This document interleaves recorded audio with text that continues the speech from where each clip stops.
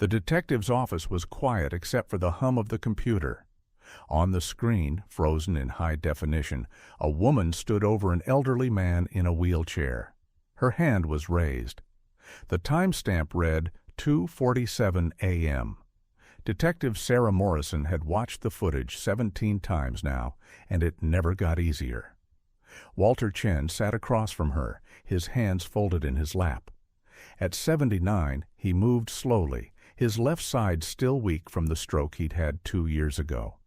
But his eyes were clear, sharp. When he spoke, his voice was steady. "That's from Tuesday night," he said. "There are 43 more clips like it, some worse." Sarah looked at him.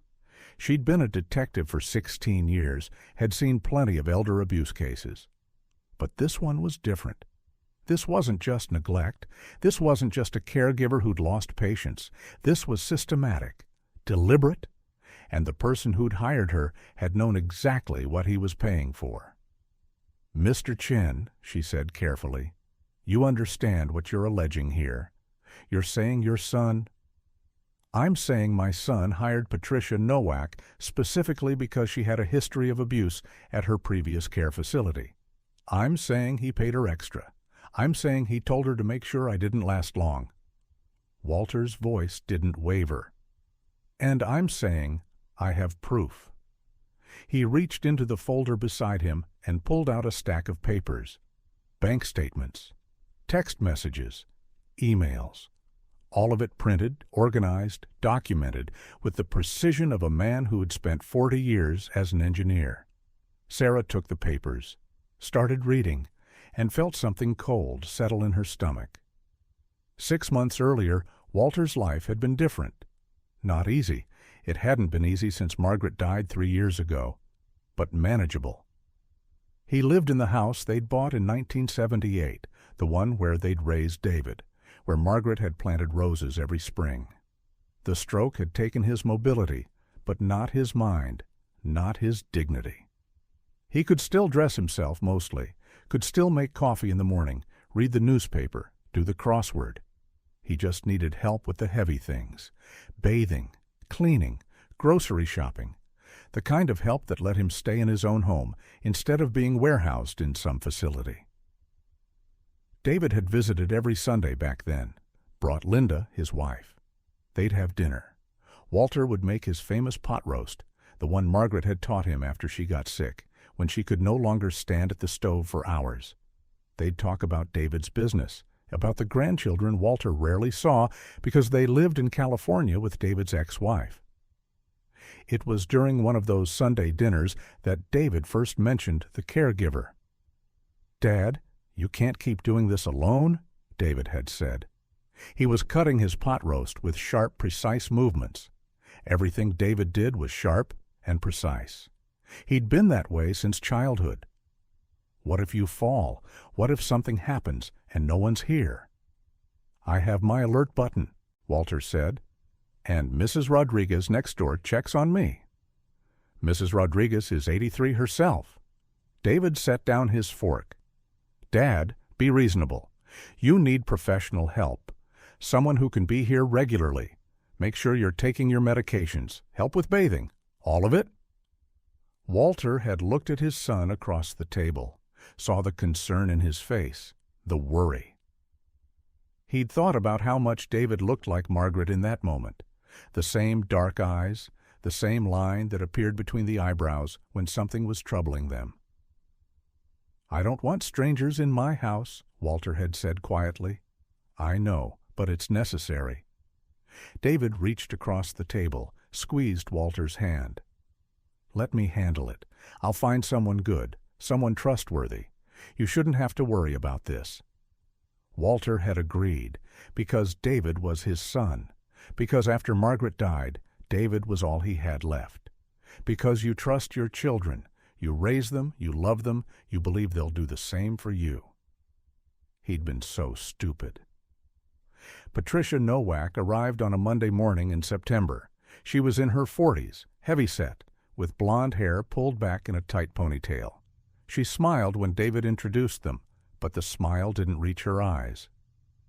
"Mr. Chen, it's nice to meet you," she'd said. Her handshake was firm, professional. "Your son has told me all about you. I'm looking forward to helping you maintain your independence." The first week was fine. Patricia came every morning at 8, stayed until 4. She helped him shower, made lunch, did light cleaning. She was efficient. Quiet. She didn't try to make conversation, which Walter appreciated. He wasn't interested in small talk with someone he was paying to be there. But there were small things. The way she handled his arm when helping him from the wheelchair to the shower, a little too rough, fingers digging in just slightly too hard. The way she sighed when he asked for something. The way she'd leave him sitting in the bathroom for long minutes after his shower, door open, cold air raising goosebumps on his skin while she was somewhere else in the house. Small things. Easy to dismiss as imagination, as sensitivity, as an old man being difficult. Then came the medication incident. Walter took 6 pills in the morning, 4 at lunch, 3 at dinner. He'd been managing them himself since the stroke, had a system with labeled containers and alarms on his phone, but Patricia insisted on taking over. "That's what I'm here for, Mr. Chen," she'd said, removing the pill organizer from his hands. "You shouldn't have to worry about this." The first time she gave him the wrong pills, Walter thought it was an accident. He'd felt strange all day, dizzy, nauseous, his heart racing. When he checked the bottles that evening, he realized she'd given him a double dose of his blood pressure medication and skipped the blood thinner entirely. "I'm so sorry," Patricia had said when he mentioned it the next morning. "These labels are so confusing. I'll be more careful." But it happened again and again. Different combinations, sometimes too much, sometimes not enough. Walter started feeling sick most days, started having trouble sleeping, started wondering if the stroke was getting worse, if his body was finally giving up. He mentioned it to David during one of the Sunday dinners. "Patricia keeps mixing up my medications," Walter said.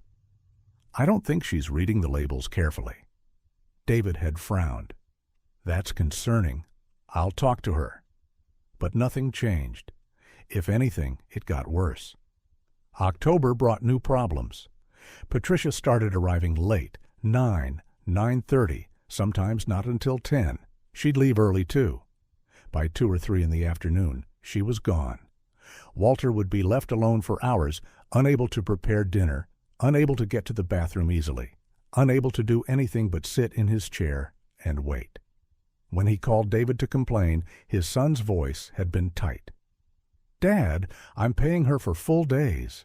Are you sure about the times? You know your memory isn't always—" "My memory's fine," Walter had said. "She's not doing her job." "I'll talk to her," David said again.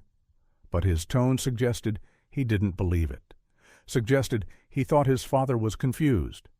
Difficult? A problem to be managed. The physical abuse started in November.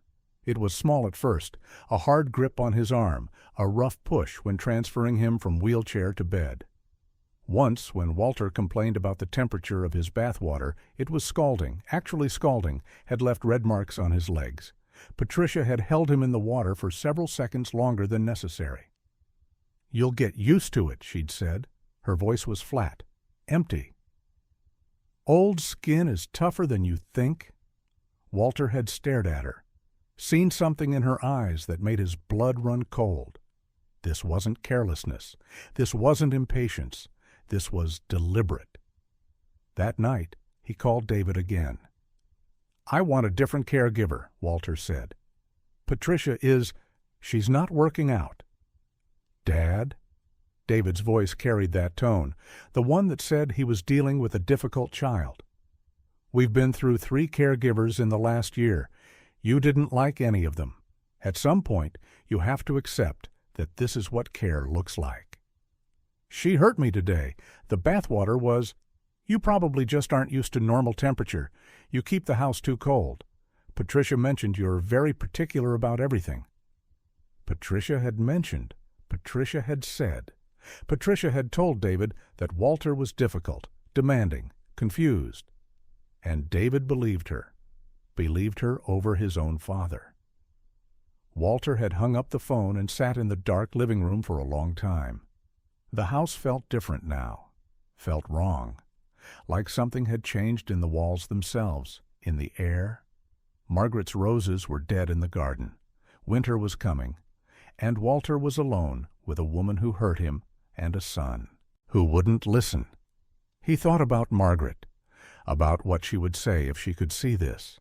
She'd always been the strong one, the one who made the hard decisions. When David was 16 and stole money from her purse, Margaret was the one who'd called the police, who'd insisted he face consequences. Love means teaching them right from wrong, she'd said, not protecting them from the truth. Walter had been too soft, had always been too soft with David, and now here he was. The abuse escalated through November and into December. Patricia stopped pretending. She'd yank Walter's arm when helping him up, hard enough to leave bruises. She'd forget to help him to the bathroom, leaving him sitting in his wheelchair for hours until he had no choice but to wet himself, and then she'd berate him for it while she cleaned him up.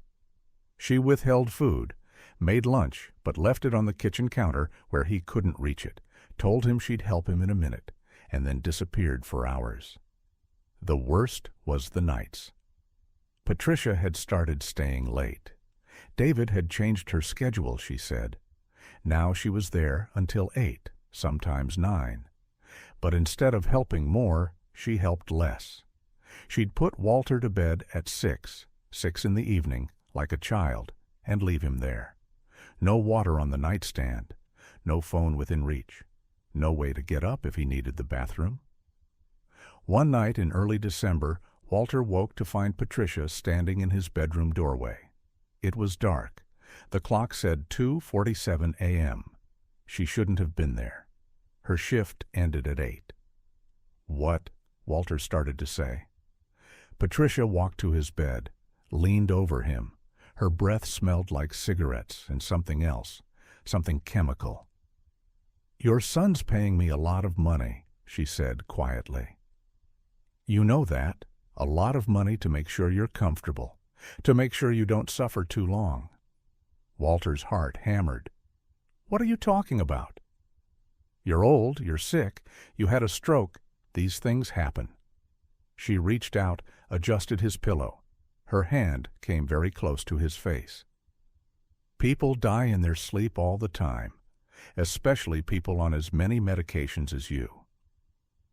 She left. Walter lay in the dark, shaking. Understanding flooding through him like ice water. David wanted him dead, had hired someone to kill him, was paying extra for it. His own son. The next morning, Walter called Mrs. Rodriguez.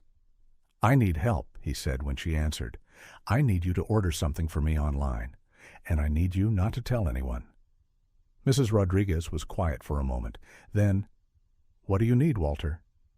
"A camera, one of those hidden ones, the kind that looks like something else."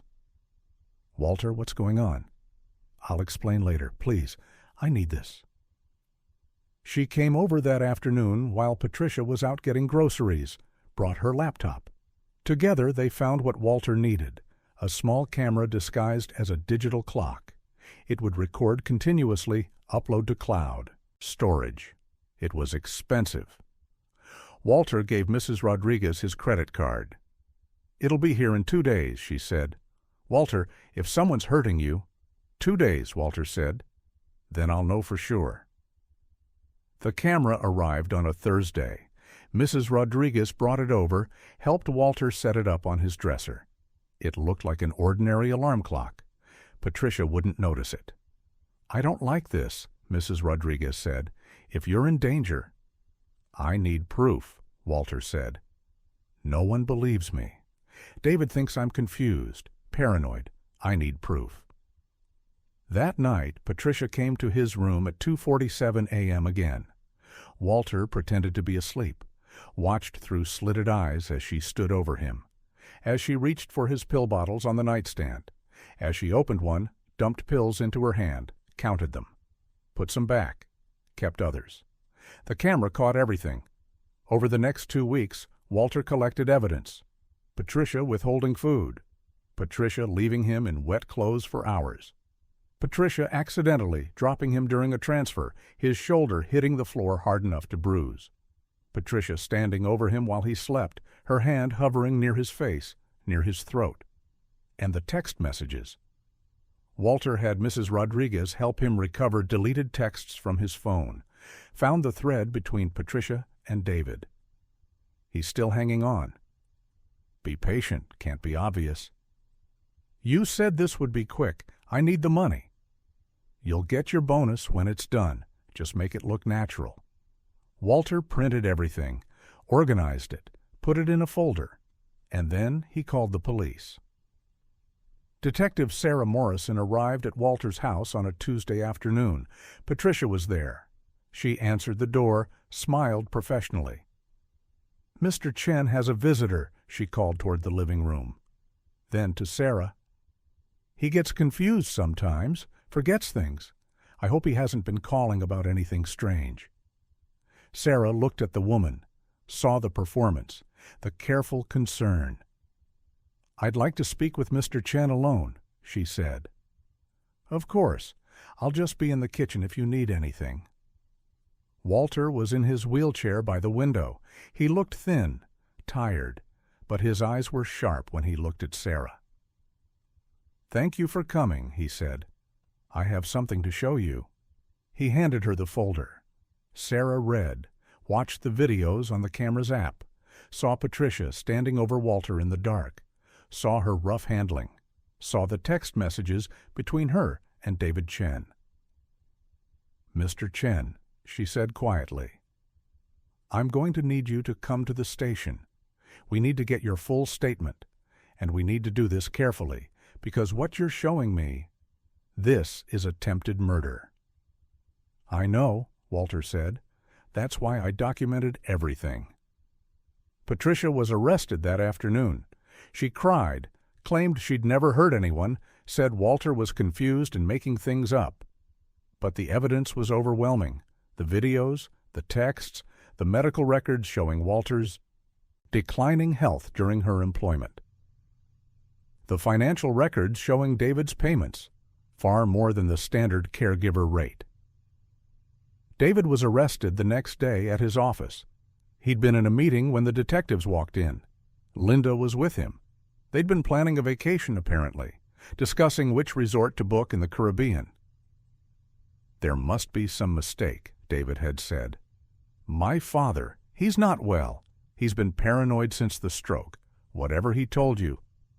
We have text messages between you and Patricia Nowak, Detective Morrison said. We have financial records. We have video evidence of abuse. And we have your father's testimony. You want to tell us there's been a mistake?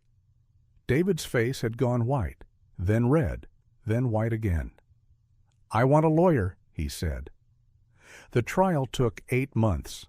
David's lawyer tried everything, claimed Walter was mentally incompetent, claimed the text messages were taken out of context, claimed Patricia acted alone, that David had no knowledge of abuse. But the evidence was overwhelming. The videos played in court. Jurors watched Patricia standing over Walter in the dark, watched her rough handling, watched her withhold food and medication, read the texts between her and David, saw the financial records showing David's gambling debts, his failing business, his desperate need for Walter's inheritance. Walter testified, sat in the witness stand in his wheelchair, spoke clearly about the abuse, about realizing his own son wanted him dead, about installing the camera because no one believed him. I raised him, Walter said at one point. His voice cracked. I taught him to ride a bike, helped him with homework, paid for his college, and he paid someone to kill me because he couldn't wait for me to die on my own. The jury deliberated for 3 hours. Patricia Nowak was convicted of elder abuse, assault, and conspiracy to commit murder. She got 15 years. David Chen was convicted of conspiracy to commit murder, financial exploitation of a vulnerable adult, and elder abuse. The judge gave him 25 years. In her sentencing statement, she said, "You betrayed the most fundamental bond of human society. You tried to murder your own father for money. The court finds no mitigating factors. No mercy is warranted." David had looked at Walter then. Across the courtroom, his face was blank, empty, like he couldn't understand how this had happened, how his father, weak, old, helpless, had managed to destroy him. Walter looked back, felt nothing, no satisfaction, no triumph, just emptiness where his son used to be. After the trial, Walter hired a new caregiver, a kind woman named Ruth who'd been a nurse for 30 years. She was patient, gentle, never rough, never cruel. She helped him regain some of the strength he'd lost during Patricia's tenure, helped him plant new roses in the garden. Margaret's roses coming back. Mrs. Rodriguez visited often, brought soup, played cards. Never mentioned the trial unless Walter brought it up first. "You were brave," she said once. "What you did, getting that evidence, going to the police, a lot of people wouldn't have." "I didn't feel brave," Walter said. "I felt betrayed, scared, angry."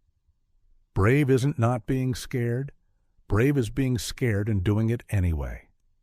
Walter thought about that, about the nights lying in the dark, knowing Patricia might come in, knowing she might decide tonight was the night, about installing the camera, collecting evidence, not knowing if anyone would believe him, about testifying in court, facing David, exposing everything. Maybe Mrs. Rodriguez was right. Maybe that was brave. The house felt different now, lighter somehow. The shadows didn't seem as dark. Margaret's roses bloomed in the spring, pink and white and red. Walter sat in the garden sometimes, Ruth nearby with a book, and he thought about dignity, about justice, about the fact that he'd survived. David wrote to him once from prison, a long letter full of apologies and justifications. He'd been desperate, he said. The business was failing. He had debts. He wasn't thinking clearly. He never meant for Walter to get hurt. He loved his father. Couldn't Walter forgive him? Walter read the letter once, then he burned it in the fireplace. Some things couldn't be forgiven. Some betrayals were too deep.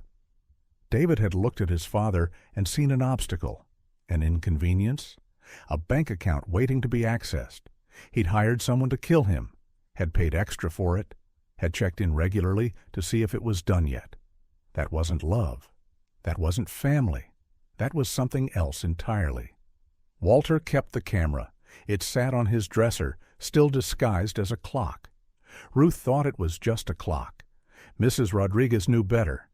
Sometimes Walter looked at it and remembered those nights.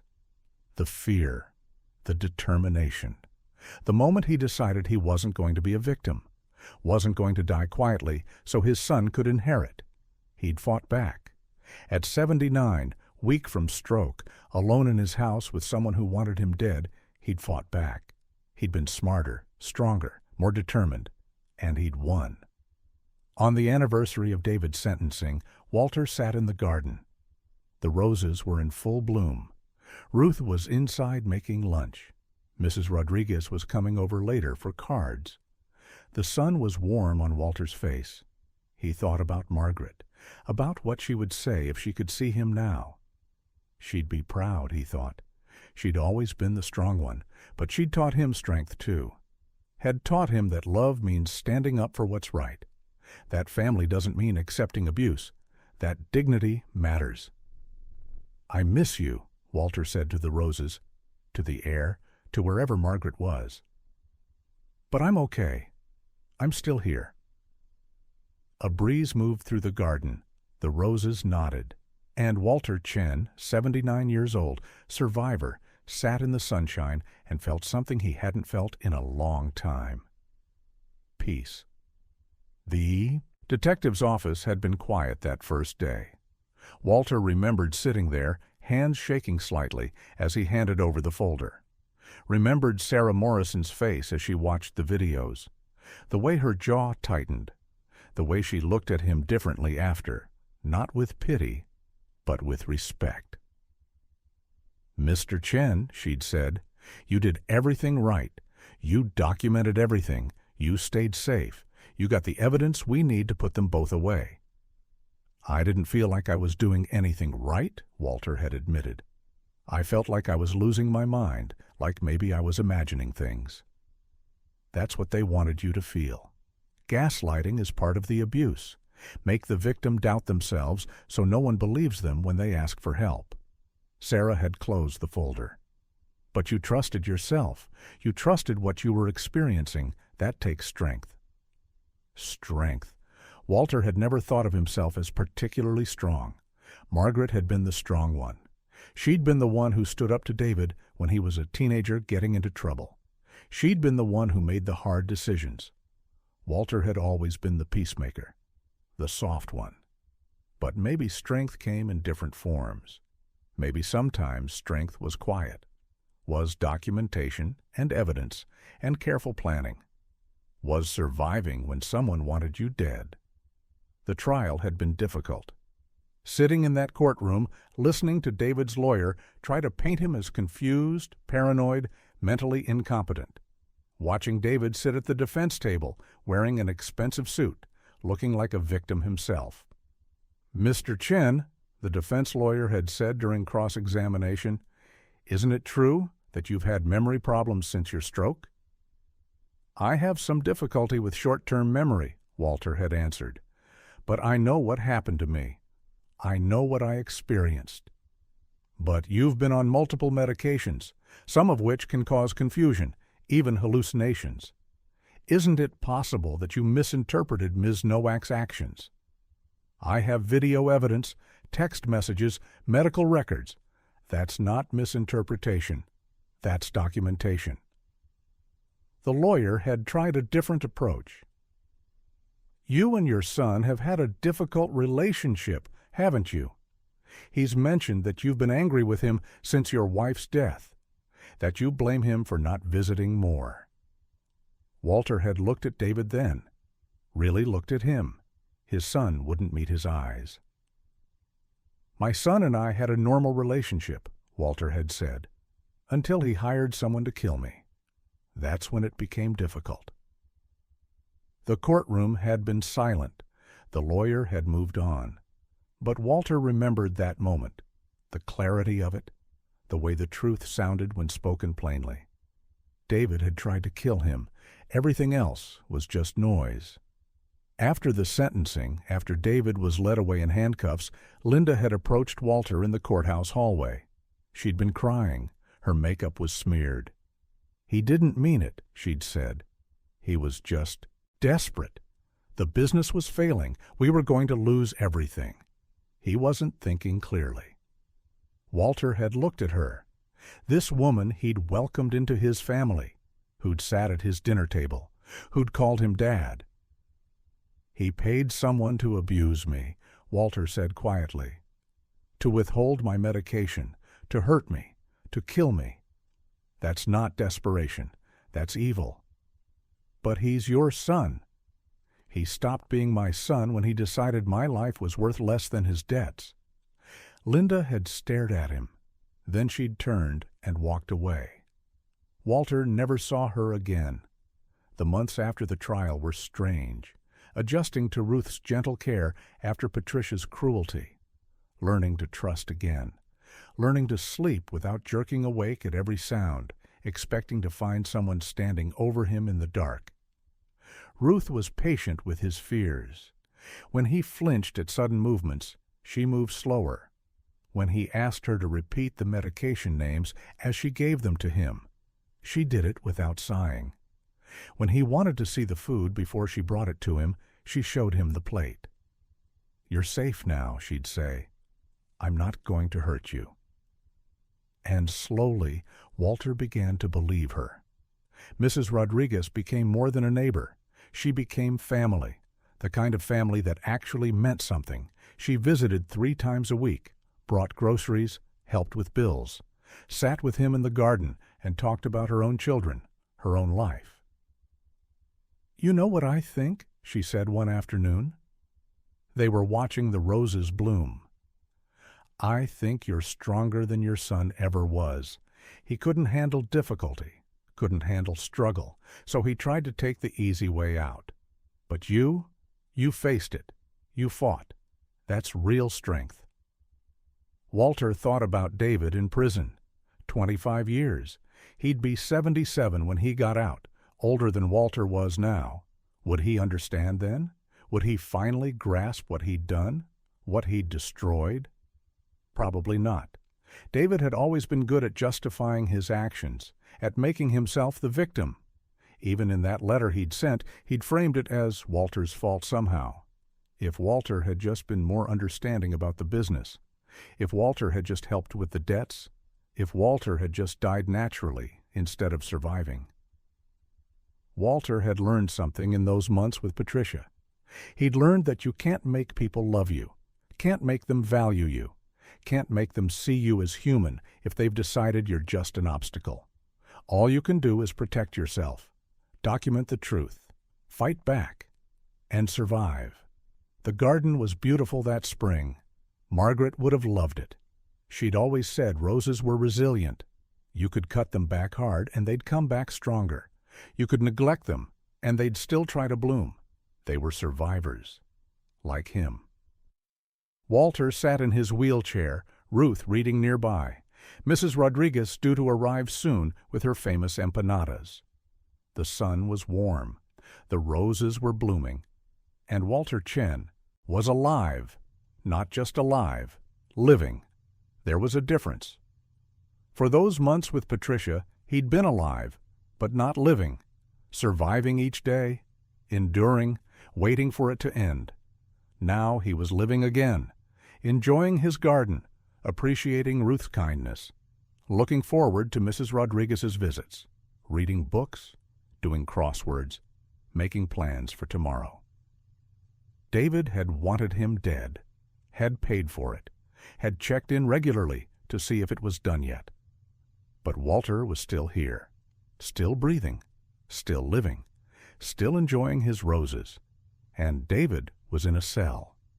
Sometimes Walter thought about forgiveness, about whether he should try, whether holding on to anger was hurting him more than David. But then he'd remember Patricia standing over him in the dark, remember the text messages, remember David's face in court, blank and empty, like he couldn't understand why Walter was making such a fuss. Some things didn't deserve forgiveness, some betrayals were too deep, some wounds didn't heal. And that was okay. Walter didn't need to forgive David to move on, didn't need to reconcile to find peace. He'd found peace in his garden, in Ruth's gentle care, in Mrs. Rodriguez's friendship, in the simple fact of his survival. He'd faced the worst thing a parent can face, betrayal by their own child, and he'd survived it. More than survived. He'd fought back, he'd won. That was enough. The roses bloomed, the sun shone. Walter Chen sat in his garden and felt the warmth on his face. He was 79 years old. He'd survived a stroke, survived abuse, survived his own son's attempt to murder him. And he was still here, still living, still strong. The camera sat on his dresser disguised as a clock, a reminder, not of fear, but of strength, of the moment he decided to fight back, of the evidence he collected, of the justice he claimed. Walter looked at it sometimes, remembered, and felt proud. He'd done that. At 79, weak from stroke, alone and scared, he'd done that. He'd saved his own life. And that, Walter thought, was something worth living for.